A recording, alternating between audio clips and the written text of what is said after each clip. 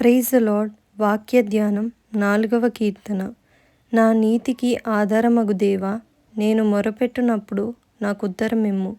ఇరుకులో నాకు విశాలత కలుగజేసిన వాడవు నీవే. నన్ను కరుణించి నా ప్రార్థనను అంగీకరించుము. నరులారా, ఎంతకాలము నా గౌరవమును అవమానముగా మార్చెదరు?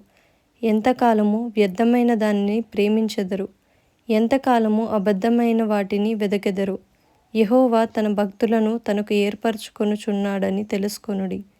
నేను యెహోవాకు మొరపెట్టగా ఆయన ఆలకించును. భయము నొంది పాపము చేయకుడి. మీరు పడకల మీద నుండగా మీ హృదయములలో ధ్యానము చేసుకొని ఊరకుండుడి. నీతియుక్తమైన బలులు అర్పించుచు యెహోవాను నమ్ముకొనుడి. మాకు మేలు చూపువాడెవడని పలుకువారనేకులు.